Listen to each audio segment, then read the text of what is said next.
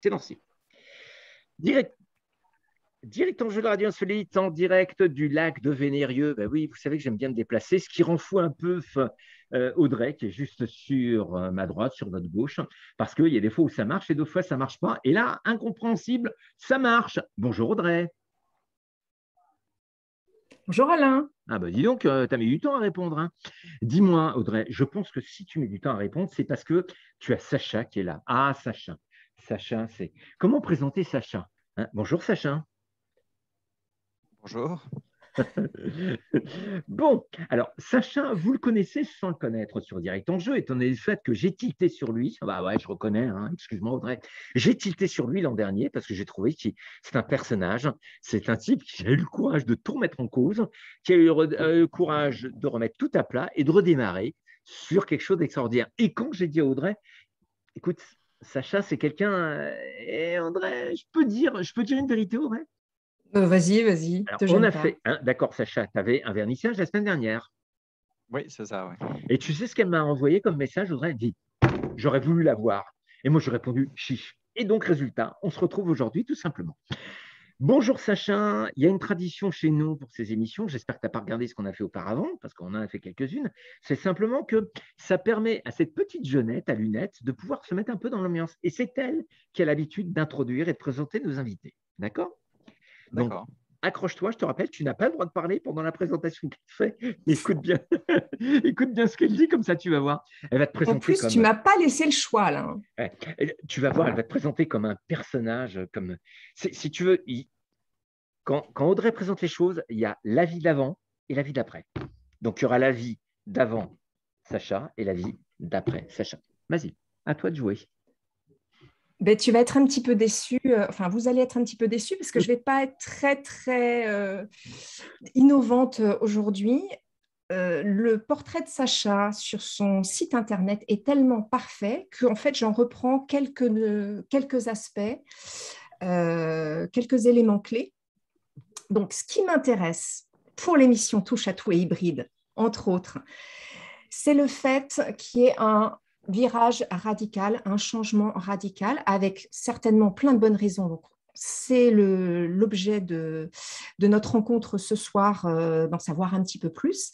Donc, Sacha a commencé par des études de droit et de sciences politiques, avant de se retrouver assistant parlementaire au Sénat.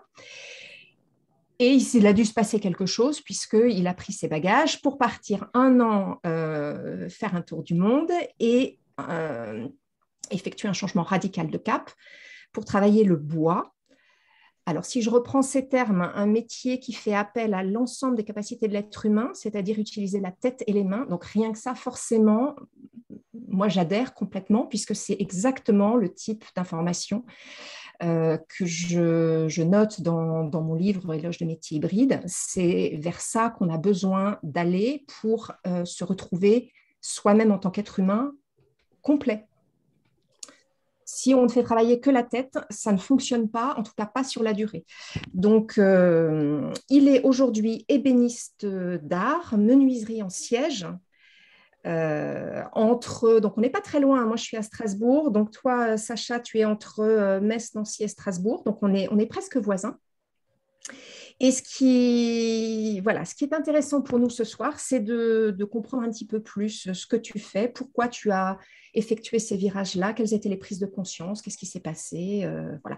Et je suis très heureuse aussi, là c'est un petit clin d'œil personnel, tu vas peut-être apprendre quelque chose Alain, parce qu'il y a quelques années, en tant que consultante au moment, pour accompagner des personnes qui étaient en réflexion de reconversion professionnelle, j'ai travaillé pendant un certain temps pour le Sénat où j'ai accompagné un certain nombre d'assistants parlementaires dans leur reconversion professionnelle.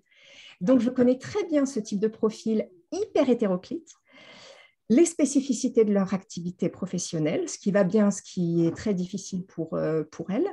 Et dans l'une des personnes que j'avais pu accompagner, elle est passée d'assistant parlementaire à pompier secouriste. Donc, voilà, ça fait partie des évolutions un petit peu inattendues, mais qui existent. Et donc, aujourd'hui, on va passer d'assistant parlementaire au métier du bois, de l'ébénisterie. Alors, avant de te laisser la parole, quand même, Sacha, je voudrais juste que tu me dises qu'est-ce que ça fait quand tu entends Audrey dire que tu es un homme parfait. Je ne sais pas si j'ai entendu que j'étais un homme parfait, mais c'est toujours assez particulier d'entendre défiler son CV. Mais en même temps, je le comprends parce que entre guillemets, ma démarche, elle est aussi un peu cliché, hein, dans le sens où sociologiquement, les gens qui ont fait des études supérieures sont de plus en plus à se poser des questions sur leur profession. Je pense même que le confinement a accéléré ça. Moi, j'ai eu des tonnes et des tonnes de gens qui m'ont appelé pour parler de ma reconversion parce qu'ils se posaient des questions. Donc non, c'était à la fois un peu particulier parce qu'on a l'impression d'être un peu spécial, mais en fait, non, justement, on correspond un peu à un fragment de la société qui devient de plus en plus important et dont on parle de plus en plus. Oui. Alors, ton parcours. Et ben, mon parcours, il a été un peu décrit. Alors, il y a eu quelques étapes en plus, hein, bien sûr. Moi, j'ai toujours eu la chance d'être plutôt un bon étudiant, donc sans bien savoir ce que je voulais faire. Donc, c'était plutôt les profs qui m'orientaient et qui disaient à mes parents, il faut l'inscrire là et là et là. Vu que mes parents n'avaient jamais fait des études, c'était les profs qui faisaient loi. Donc, en gros, j'ai fait un bac S. Comme j'avais très bonnes notes, on m'a demandé de faire une prépa, mais je n'avais pas du tout envie de faire une prépa scientifique, alors j'ai fait une prépa littéraire. Parce que pour la culture générale. Après, comme je ne voulais pas faire prof de lettres, entre guillemets, je n'avais pas du tout préparé l'ENS, donc je suis parti en droit. Donc, j'ai fait une licence de droit à Nancy. Et puis ensuite, j'ai fait un master de sciences politiques sur Paris, à la Sorbonne, en sachant que, entre guillemets, j'étais pas vraiment étudiant, même si je réussissais bien mes examens, mais j'étais très impliqué dans mon engagement syndical et puis politique. C'est ce qui m'a amené ensuite à devenir assistant parlementaire, puisque j'avais des responsabilités nationales dans mon syndicat étudiant et ensuite dans mon parti politique. Donc, j'avais le background politique pour suivre les dossiers, et puis ma formation de juriste me permettait de décrypter une loi. Donc, j'ai été assistant parlementaire pendant 2 ans au Sénat avec une sénatrice qui était, entre guillemets, aussi une touche-à-tout, puisque ce n'était pas du tout prévu qu'elle soit élue. Et du coup, c'était très agréable justement de travailler pour quelqu'un qui ne venait pas forcément du sérail. Mais une fois qu'elle a fini son mandat, puisqu'elle avait été élue en cours de mandat, moi, j'ai intégré une prépa ENA, toujours sans bien savoir ce que je voulais faire. Donc, c'était la prépa ENA de la rue d'Ulm à l'ENS. Pour l'anecdote, moi, en fait, c'est mes notes qui me permettaient d'y entrer sans passer d'examen. Et puis, je me suis dit, je vais passer les concours des IRA ou attaché territorial. Donc, si on me fait préparer l'ENA, je serai préparé pour attaché territorial. Quand j'ai dit ça, le premier jour de l'entrée en promo, tout le monde m'a regardé comme si j'étais un extraterrestre. Donc, ça a été une année un peu compliquée pour moi parce que je n'ai pas rencontré des gens qui avaient l'intérêt général chevillé au corps, quelle que soit la définition qu'ils donnent à cet intérêt général-là. Et puis, donc après cette année-là, j'ai passé un an, enfin un peu moins d'1 an du coup, à préparer les concours de la haute fonction publique. Et c'est à ce moment-là que chemin faisant, je me suis dit que ce n'était pas du tout fait pour moi, dans le sens où c'est notamment quand j'ai été admissible à la Banque de France que je me suis dit que la seule chose dans laquelle je me projetais, c'était de l'annoncer à mes parents et que voilà, c'était bien de rendre fiers ses parents, c'est ce que je dis souvent, mais que ce n'était pas suffisant pour faire toute une carrière. Donc, au grand déplaisir et malheur de mes parents, même si maintenant ils m'ont toujours soutenu, hein, mais je leur ai annoncé le même jour que j'avais obtenu un concours et que je n'allais pas en bénéficier, mais que j'allais partir 1 an autour du monde, puisque j'avais regardé mon compte en banque et que c'était un vieux projet et que je m'étais dit, allez, je le fais. Je l'ai un peu vendu à mes parents en mode je vais bénéficier de mon concours à mon retour, mais je savais bien que ça ne serait pas mon projet, même si je n'avais pas de projet bien défini. Et puis cette année, voilà, autour du monde, en solitaire, en sac à dos, ça m'a permis de prendre suffisamment de recul sur mon quotidien, sur moi et ce dont j'avais envie. Puis les rencontres ont fait que petit à petit, j'ai assumé le fait de vouloir travailler de mes mains et d'avoir un aspect créatif dans mon métier. Et voilà, chemin faisant, j'en suis venu à me renseigner sur les métiers du bois et particulièrement à l'ébénisterie. Et alors, pourquoi Et le voilà. bois? C'est toujours compliqué, c'est un peu toujours ésotérique quand on vous pose cette question-là, parce que je ne pourrais pas ce que dire, c'est la matière qui m'a choisi, mais je pense qu'il y a plusieurs facteurs. La première, ça reste dans l'ésotérisme, mais bon, j'aime bien les forêts, je faisais beaucoup de trek, etc. Donc, c'est une matière qui est très accessible, c'est une matière qui est chaleureuse à travailler. Et puis, j'ai traversé de nombreux pays et je pense que c'est la matière qui est d'évidence la plus travaillée au monde, tout simplement parce que c'est la matière la plus disponible et qui peut servir tant dans la construction que dans le mobilier, que voilà, dans plein de choses. Donc, à force de voir des gens travailler le bois, soit sur des petits objets, soit au Chili, des petits vieux qui fabriquaient des bateaux en bois, etc. Et surtout, j'ai fait pendant 2 mois des treks en Patagonie, en terre de feu, avec un couple. Elle était psychanalyste et lui, enfin, elle est psychanalyste et lui est artisan et était artiste. Un couple de Néerlandais. Donc, elle m'a fait mon analyse pendant 2 mois. Et puis, lui, il m'a motivé en me parlant de son atelier avec ses outils. Donc, c'est comme ça un peu, je pense que ça s'est un peu défini. Et pour l'anecdote, Annick, qui continue à être psychanalyste, elle entame elle-même une formation dans l'orfèvrerie aux Pays-Bas parce qu'elle-même, elle a envie de travailler de ses mains. Donc, c'est aussi une autre touche à tout. Sacré virus, hein, de travailler de Oui, ses mains. mais je pense que c'est le contre-coup d'une société de plus en plus dématérialisée, avec des métiers qui sont dits intellectuels, mais qui le sont de moins en moins. Enfin, moi, par exemple, entre mon retour en France et mon entrée en formation, j'ai travaillé 5 mois au ministère de l'Éducation nationale pour. Voilà, j'étais en cours d'année, donc je ne pouvais pas intégrer les formations, puis il fallait que je me fasse un peu d'argent. C'était en gros, j'écrivais les mémoires pour remettre les légions d'honneur, etc. Je pense que dans la tête de plein de gens, ça peut être un métier dit intellectuel, mais je n'ai jamais trouvé que c'était du bachotage au complet.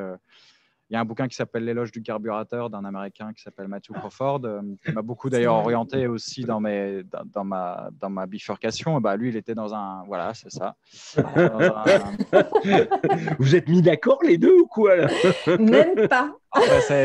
C'est un peu la Bible des gens qui Oui. se reconvertissent dans leur métier. Et voilà, lui, il venait d'un think tank, donc on va dire le cliché du métier dit intellectuel, mais qui en fait, dans les faits, n'en a pas forcément dans la pratique quelque chose de très intellectuel. Donc voilà, c'est en effet une grosse bifurcation qui amène, c'est pas, ce que je dis souvent, c'est pas seulement un choix de métier, c'est un changement de vie assez radical. Parce que mon métier, c'est pas quelque chose que j'exerce juste 35 heures par semaine et après, je peux me reposer et passer à autre chose. Non, c'est quand même quelque chose qui est sans cesse avec moi. Donc, c'est ce que j'explique un peu à tous les gens qui veulent se reconvertir dans ces métiers-là, en tout cas. Mais ça en vaut le coup, justement, pour les raisons qu'on a évoquées, de concevoir l'émancipation autrement. Moi, quand j'ai annoncé ça à tous mes proches, tout le monde me disait « Ah, bah, t'as qu'à travailler le bois le week-end et puis empocher ta paye de 6 000 € au Sénat. » Alors, c'est vrai, j'aurais pu peut-être faire ça, mais au contraire, je me suis dit, le jour où je vais toucher ma paye de 6 000 €, que j'aurai un crédit sur Paris, etc., bah, je serai en prison, quoi. Jamais je pourrais me reconvertir. En tout cas, ce serait beaucoup plus compliqué. Donc, je l'ai fait avant d'intégrer la haute fonction publique. Et puis, surtout, moi, ce que je disais, c'est… je ne sais pas, j'annonce un chiffre un peu au hasard, mais tout au long de sa vie, si on regarde juste sa vie consciente, hors sommeil, etc., je pense qu'on passe 70% de sa vie au travail. Et que je n'avais pas du tout envie de me dire que je m'épanouissais 5% du temps le week-end. Non, j'avais envie que ces 70%, aussi dur soit-il, parce que ce n'est pas facile tous les jours, ça soit un vrai choix et une recherche de m'émanciper à travers mon activité. Et donc, à la fois concrètement et mystiquement, puisque tu as amené le terme tout à l'heure, qu'est-ce que ça t'apporte aujourd'hui d'être ébéniste d'art par rapport à toutes les autres expériences que tu as pu avoir auparavant? C'est déjà c'est ce que ce que vous disiez sur ma bio, entre guillemets, ce que je dis, c'est d'utiliser une partie plus importante des facultés qui sont offertes à l'être humain, donc de travailler à la fois de ses mains et avec son cerveau, même si on va rester sur cette dichotomie, mais je pense qu'elle est un peu fausse, c'est-à-dire que quand je travaille avec mes mains, je travaille avec mon cerveau aussi. C'est bien mieux expliqué par Matthew Crawford que je ne le ferai là. Mais voilà, j'avais envie de concevoir des choses, d'avoir des idées, de les dessiner, de faire des croquis, et ensuite de passer à la fabrication.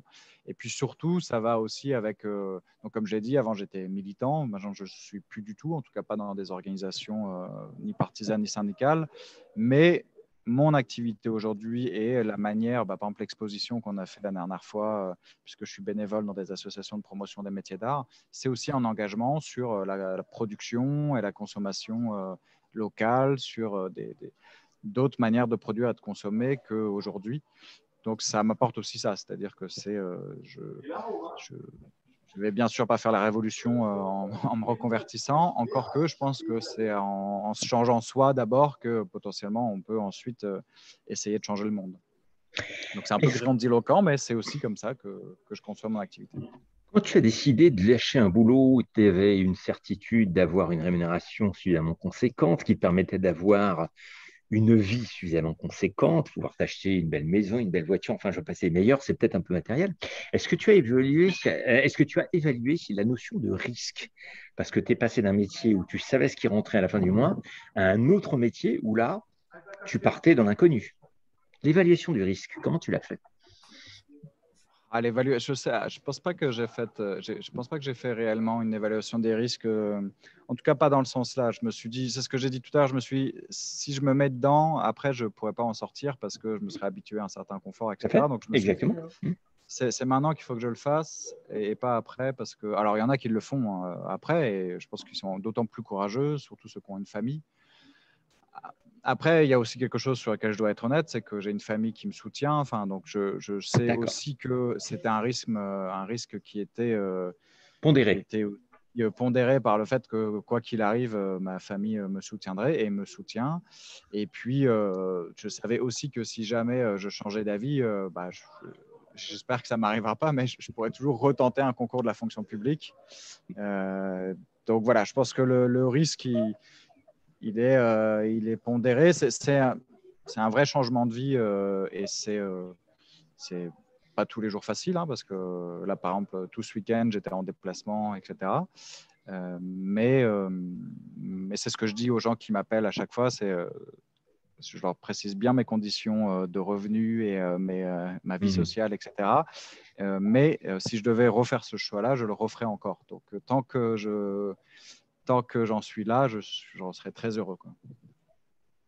Ça, c'est vraiment intéressant tout ce que, enfin, à la fois ta question, Alain, et comment Sacha y a répondu, et ce qu'il a mis aussi en avant juste précédemment.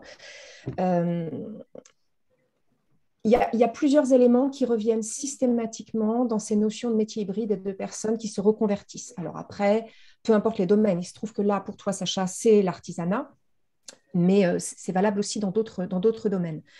La première chose, c'est que l'une des difficultés majeures au départ, c'est de faire face à la pression sociale.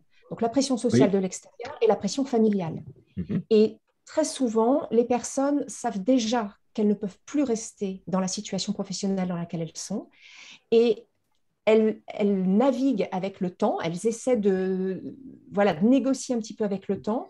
Pourquoi? Parce que c'est la difficulté d'affronter cette pression sociale et le regard de l'extérieur qui est simplement incompris par rapport à mais pourquoi tu restes pas dans les ornières que la société nous a bien pré-mâchées. Ça, c'est la première. Un regard qui est bienveillant en plus.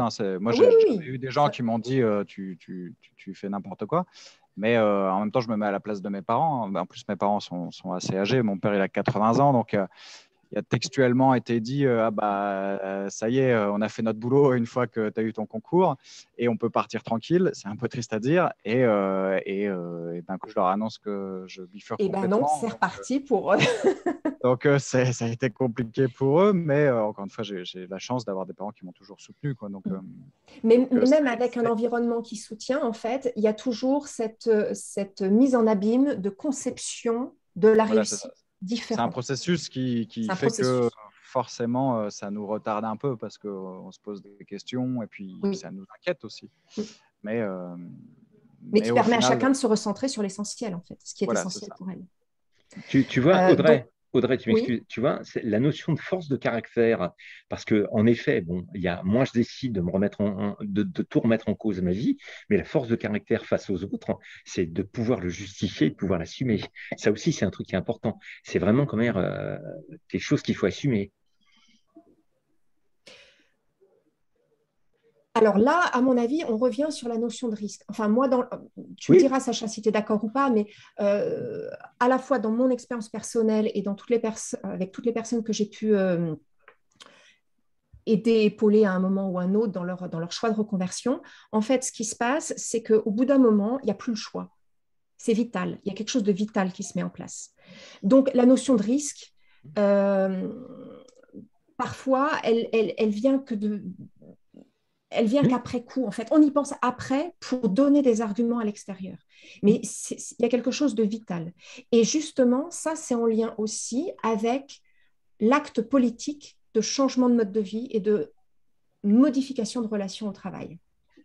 Et c'est exactement ce que tu as dit. Voilà, avant, tu étais militant, etc. Maintenant, ça se passe différemment. J'ai envie de dire, moi, de vue de l'extérieur, en tout cas, pour moi, tu es toujours aussi engagé politiquement, sauf que les moyens de faire sont totalement différents. On n'est pas c'est-à-dire, sur le même type de revendication. Enfin, quand tu incarnes ce qui est juste pour toi en termes de d'accord. mode de vie et de relation au Mhm. travail, et il n'y a plus besoin d'agir avec le militantisme, on va dire, traditionnel, tel qu'on peut le définir aujourd'hui. Et tous ceux avec qui j'ai pu échanger, qui sont passés par une reconversion professionnelle profonde, il y a toujours ça qui revient. C'est-à-dire c'est à la fois un mode de vie et c'est un acte politique.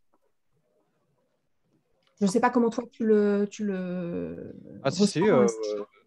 si, en plus, enfin, moi, dans ma manière aujourd'hui d'être dans le réseau des métiers d'art, parce que d'ailleurs, puis je pense que c'est pareil chez les pompiers ou voilà, n'importe quel autre métier, mais j'ai découvert tout un monde et toute une communauté, un réseau donc, qui est vraiment chouette.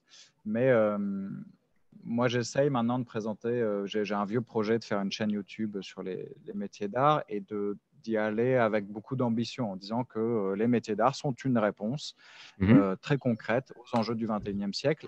Et je pense que c'est comme ça que je veux vivre mon métier, c'est-à-dire que je ne suis pas là dans la... C'est important, hein, la préservation des savoir-faire ancestraux, etc. C'est ce que j'aime aussi dans ce métier-là, c'est qu'on est les témoins, enfin, on nous a transmis le témoin et à nous de le transmettre à la génération d'après, mais pas dans le but de préserver le passé. Au contraire, c'est dans le but de préserver un futur, on va dire, plus durable pour nous tous. Donc, voilà, moi, clairement, c'est comme ça.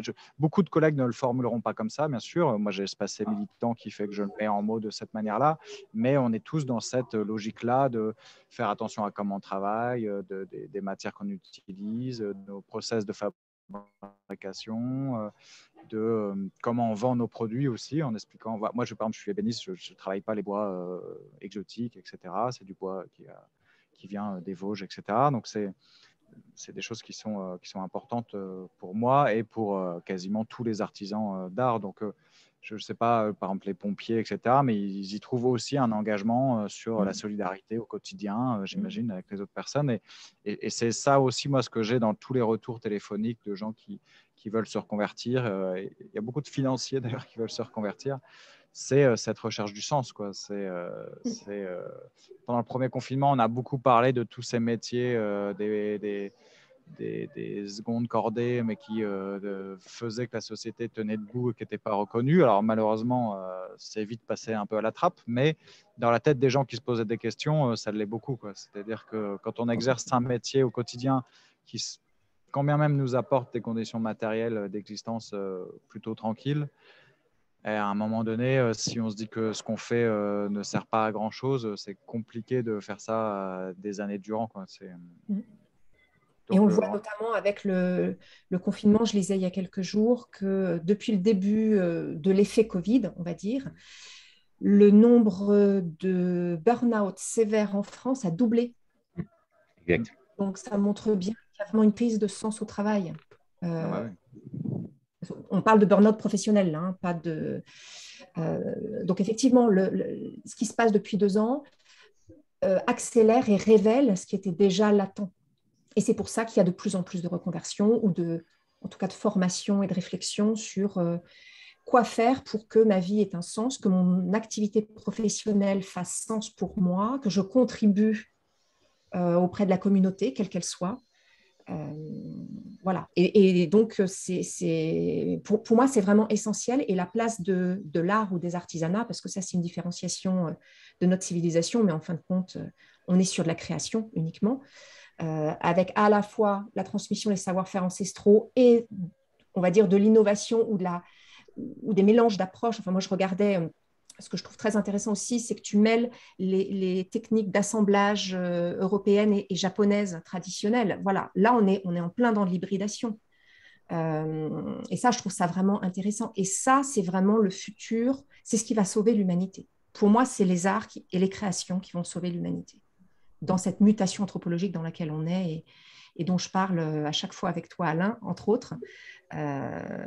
Et donc, ton parcours et ton engagement, Sacha, l'illustre parfaitement. Donc, je trouve que c'est très intéressant de t'écouter en direct plutôt que de se faire des idées sur oui, mais ça n'a pas d'avenir. Ça, Ouais. si, c'est ça qui a Est-ce que, l'avenir, l'avenir de l'homme. ouais, est-ce que tu as l'impression d'être parfois, quand j'entends Audrey parler, j'ai l'impression que tu es un peu d'avant-garde.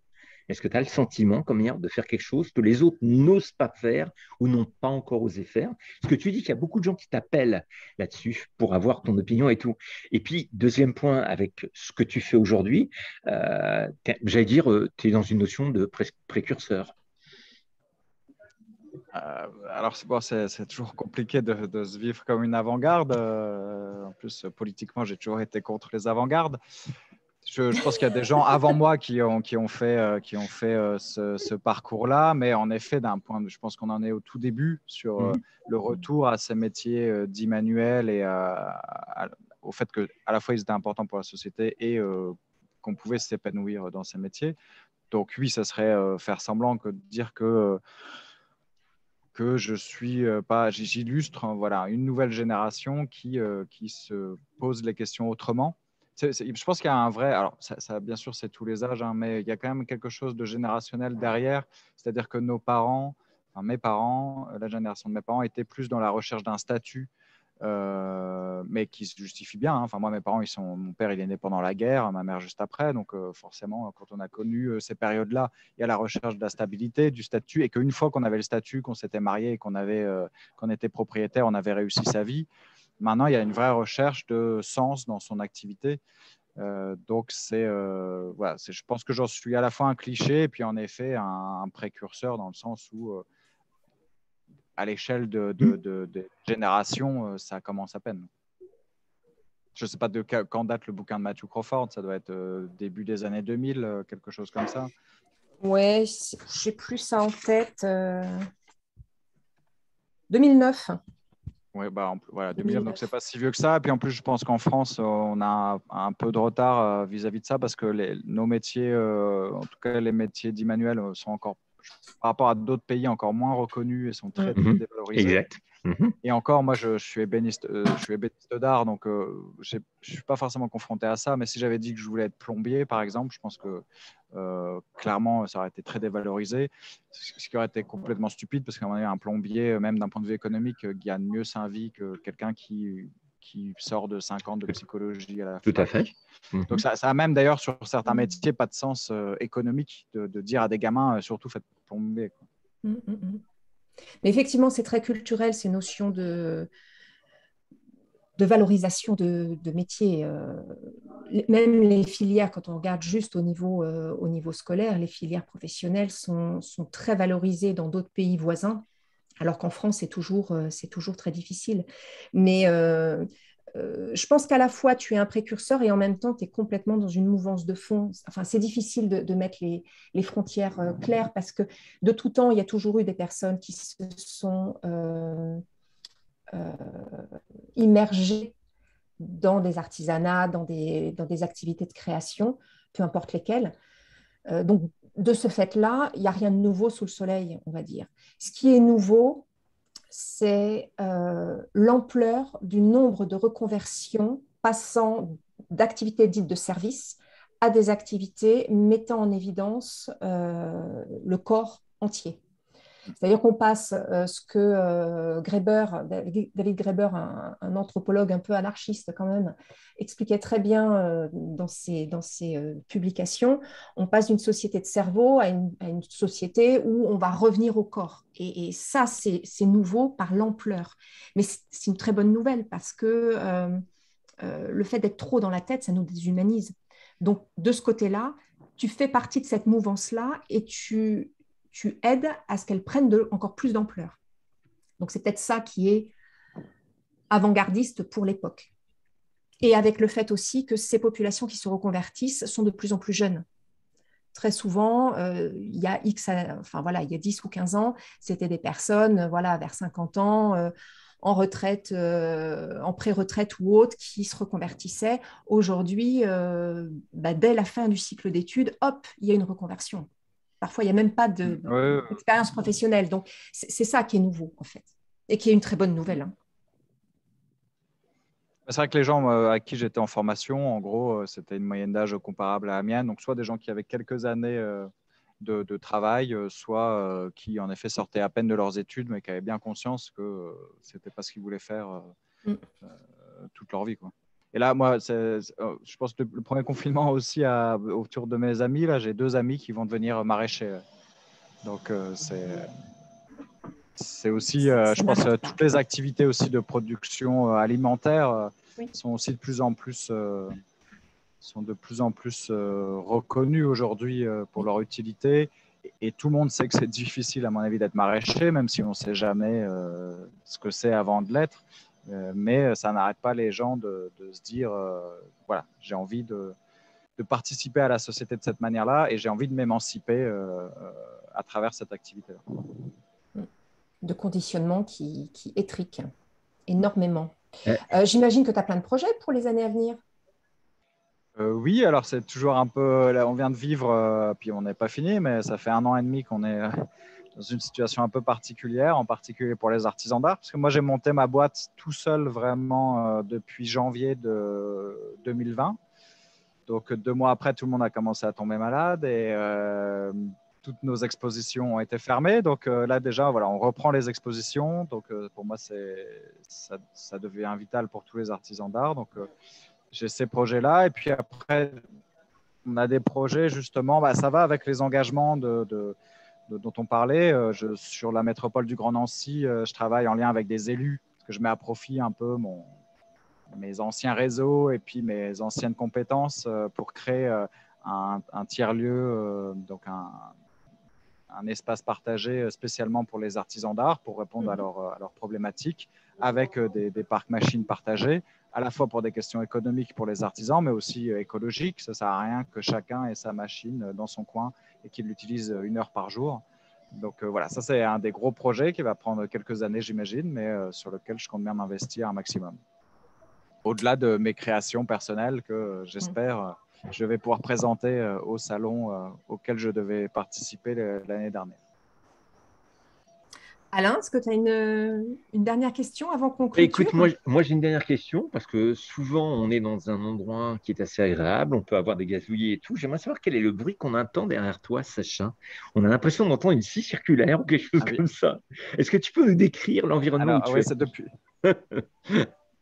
Alors désolé, c'est ma voisine d'atelier qui vient de mettre, c'est son aspiration, je pense, qui est en route. En fait, génial. je peux un tout petit peu vous montrer, mais en fait, à Metz, il y a un ancien hall de garage d'entrepôt de bus qui a été reconverti depuis quelques années en atelier partagé. Donc, on y trouve des artisans de différentes matières, des scénographes, des artistes.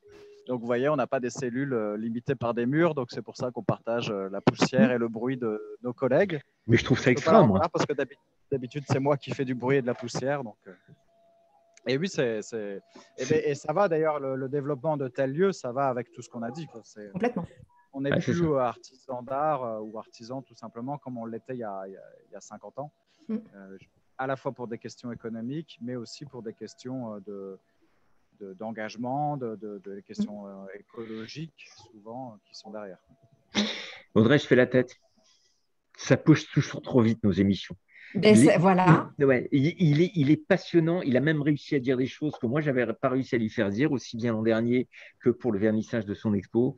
Voilà. Donc, Sacha, merci. Merci déjà d'avoir accepté d'être notre invité. Puis, Audrey, c'est une tradition. Je te laisse clôturer. Je suis ravie. J'aurais bien voulu que ça continue un petit peu plus. Pour les curieux, sachatognoli.com, son site internet où vous pourrez voir tout ce qui est intéressant de savoir sur déjà son portfolio, ses projets, la chaîne YouTube. J'ai vu une première vidéo qui est super chouette, donc j'en attends d'autres. Ah, voilà, Ça, c'est ma curiosité qui. C'est un projet du premier confinement et qui demande énormément de temps, mais que j'espère bien relancer très prochainement. C'est clair, mais c'était très intéressant. Donc, j'invite tout le monde à aller visionner cette vidéo. Et puis, à très bientôt avec de nouveaux projets. On verra. Et merci à vous pour m'avoir invité dans votre émission. Merci avec à toi, plaisir, Sacha. Bah. Et puis, je vous rappelle, à très, très vite pour nous, puisqu'on va rentrer dans une dynamique assez conséquente. Je rappelle que sur Lyon, on va avoir le salon de l'alimentation, on va avoir le Festival Lumière, on va avoir l'Équite à Lyon, plein d'autres choses. Et vous allez voir qu'on vous réserve quelques surprises. Qui sait, peut-être le Père Noël va être invité pour le 24 décembre. Bonne soirée à tous, en tout cas.